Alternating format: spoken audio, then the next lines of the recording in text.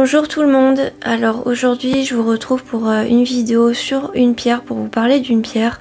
Et en fait j'ai réalisé que j'avais pas fait de vidéo sur cette pierre et je pensais, enfin j'étais persuadée d'en avoir fait une mais non. Donc je vais remédier à ça aujourd'hui. Par contre j'ai fait des posts sur cette pierre, j'ai fait plusieurs posts, j'ai fait plusieurs fiches, donc c'est-à-dire des petites fiches explicatives sous format carré en fait sur mon site, mais je n'ai pas fait de vidéo, donc je vais faire une vidéo quand même pour en parler parce que c'est une de mes pierres préférées. Alors déjà je vais vous la montrer, donc la garnierite, je vais vous montrer quelques exemples. Déjà ça c'est mon galet, c'est la mienne, c'est ma garnierite. C'est celle que j'utilise voilà, pour me réconforter, et, voilà, c'est mon galet quoi. Et ensuite j'ai d'autres exemples à vous montrer. Donc j'ai un pendentif comme ça, d'ailleurs c'est très joli, j'avais jamais remarqué, c'est très joli avec la lumière là. Très beau, avec la jolie strie là. Et puis j'en ai d'autres comme ça. Donc ça c'est un peu des petits galets plats et en fait je pense que je vais les percer pour faire des pendentifs avec. Ça va faire un joli pendentif d'ailleurs. Joli pendentif assez gros. Et celle-là qui tire un peu plus vers le gris. Et j'ai aussi celle-ci. Voilà, donc pour vous montrer un peu des exemples, c'est assez varié en fait au niveau des couleurs. C'est ça que j'aime bien aussi avec la garnierite, c'est que c'est toujours un vert un peu doux et délicat, mais quand même il y a beaucoup de variations. Et donc soit il y a un vert très intense, et des fois ça tire plutôt vers le gris en fait. Donc ça dépend un peu. Et j'ai encore un autre galet à vous montrer de la boutique. Donc là on voit bien cette espèce d'alternance de vert et de gris. J'adore cette couleur en fait, cette alternance de vert et de gris. J'adore ça, je trouve ça hyper apaisant en fait. Donc voilà.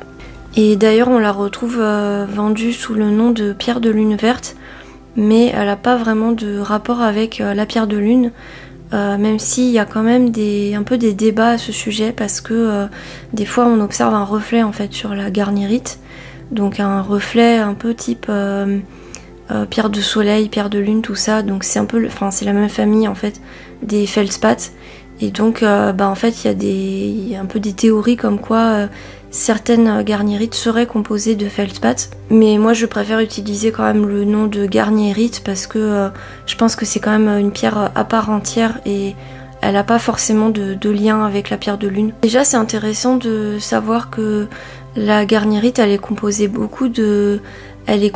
beaucoup de nickel, donc c'est vraiment un élément qui est très présent dans la garnierite et c'est ce qui lui donne sa couleur verte. Ce vert il peut être vraiment très intense, presque fluorescent sur certaines pièces. Alors là j'en ai pas, mais j'ai déjà vu des photos où on dirait presque une pierre qui est pas réelle ou qui est teintée, tellement le vert il est extrêmement intense et presque fluo quoi, un vert fluo un peu, et ça c'est le nickel qui provoque ça.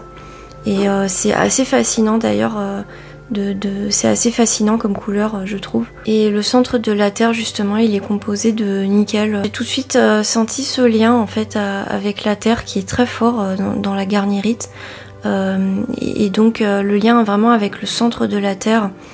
Donc c'est une pierre qui est très apaisante, très douce, et qui est comme je dirais que c'est comme un mélange d'eau et de terre, donc quelque chose de très doux, de très apaisant. C'est pas comme des pierres d'ancrage qui sont beaucoup plus, je dirais, brutales entre guillemets, où on va vraiment être dans quelque chose de très concret, très terre à terre. Avec la garnierite, c'est beaucoup plus doux et beaucoup plus subtil, et c'est comme un ancrage à soi-même en fait.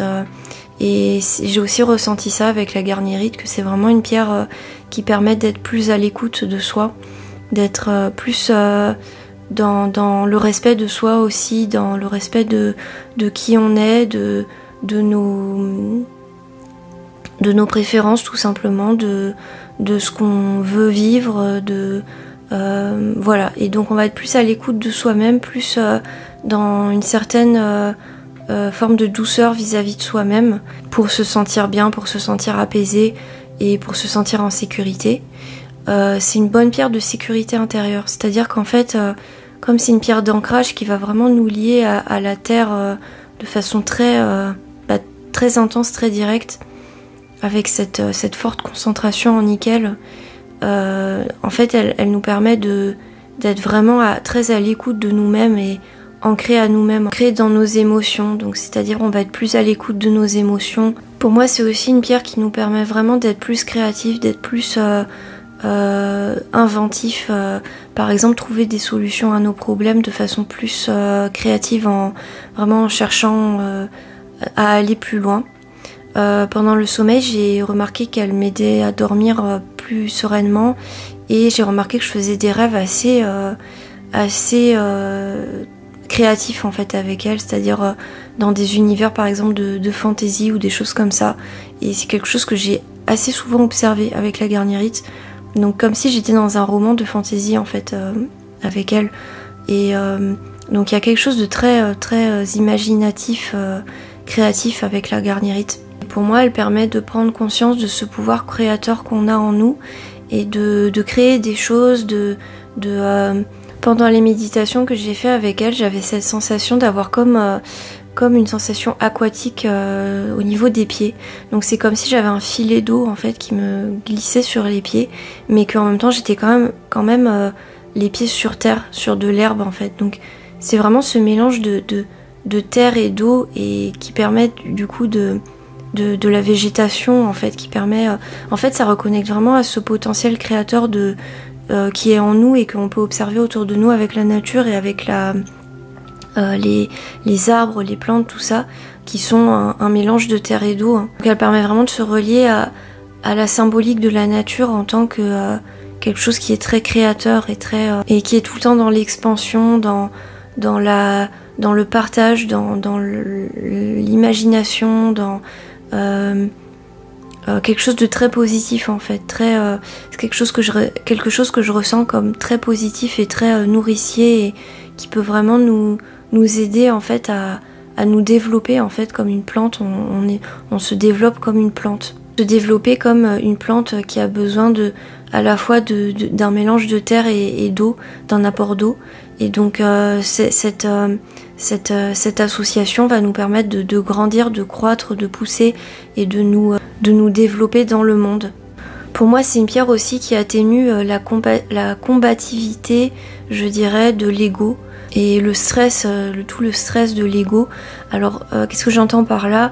En fait, pour moi, c'est tous ces moments où en fait on a tendance à se diriger vers une version de nous-mêmes qui est un peu peut-être hypocrite, ou en tout cas qui est pas à l'écoute en fait de nous-mêmes, où on a tendance c'est quand l'ego nous fait croire par exemple je ne peux pas m'épanouir dans cette situation parce que je suis en danger, je ne peux pas créer dans cette situation dans laquelle je suis parce que voilà, il y a ça et ça qui vont pas, donc je peux pas m'exprimer, je peux pas me développer en tant que personne, voilà.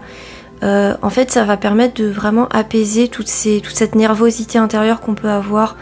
Donc ça peut être une très bonne pierre anti-stress pour la critique, pour faire taire la critique intérieure et apaiser en tout cas cette critique intérieure qui peut nous mettre des bâtons dans les roues quand on a besoin de développer de nouvelles expressions de soi.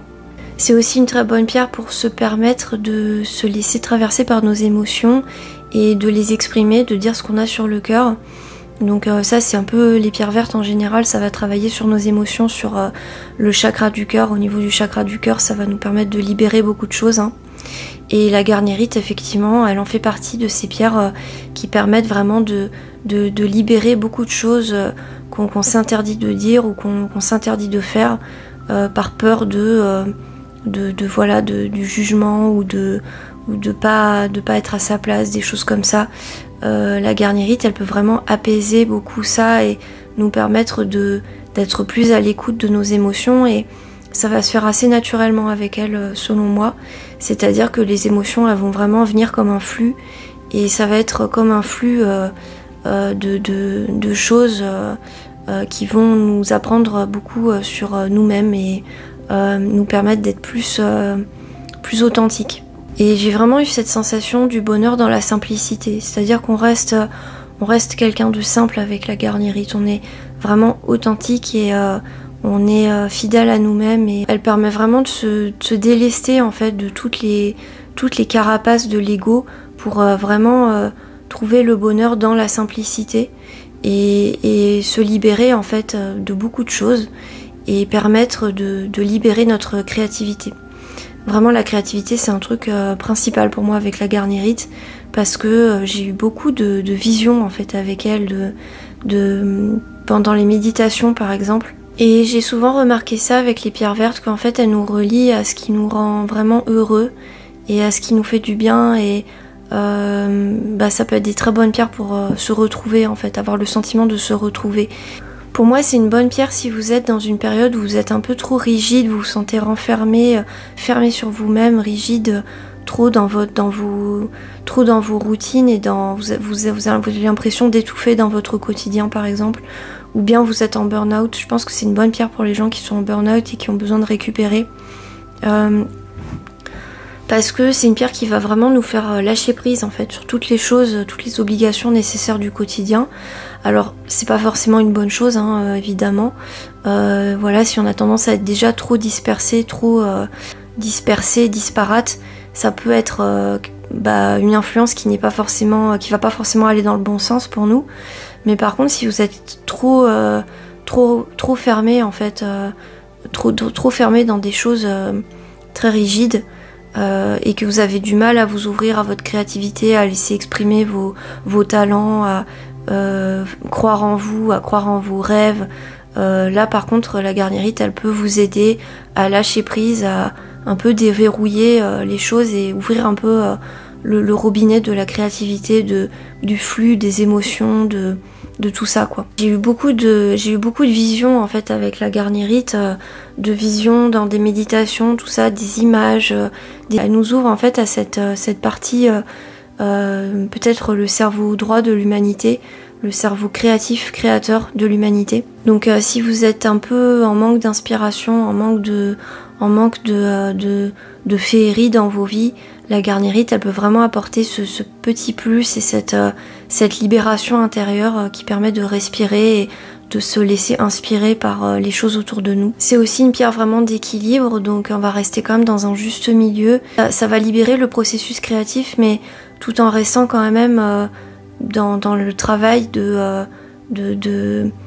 concrétiser nos projets, en étant à l'écoute en fait de ce qui va émerger, de ce qui va apparaître. Donc ça va être vraiment quelque chose de très équilibré et de très doux encore une fois, hein, on va rester dans l'équilibre, dans un fil conducteur. Donc voilà, pour moi c'est une très bonne pierre pour s'apaiser, se réconforter et libérer notre créativité, libérer nos talents, nos dons intérieurs qu'on n'a pas forcément l'opportunité de libérer dans une vie qui demande d'être très présent pour certaines choses du quotidien mais qui nous fait pas forcément du bien. Aussi grande libération émotionnelle, vraiment laisser les émotions couler dans un flot qui est très naturel en fait. Donc ça c'est très positif aussi, hein, de vraiment laisser les émotions s'exprimer et de façon assez douce, avec une grande douceur. Donc voilà, je vous ai parlé un peu de tout ce dont je voulais parler au sujet de cette pierre. Donc n'hésitez pas à me laisser en commentaire vos témoignages sur vos expériences avec cette pierre et ce qu'elle vous inspire aussi quand vous la voyez ou quand vous essayez de vous connecter à son énergie. Qu'est-ce qu'elle vous inspire, qu'est-ce qu'elle vous transmet, qu'est-ce qu'elle vous dit. Voilà, ça m'intéresse toujours d'avoir vos témoignages sur les pierres. N'hésitez pas à vous abonner à la chaîne pour de prochaines vidéos sur les pierres. Et puis moi je vous dis à bientôt sur la chaîne, salut!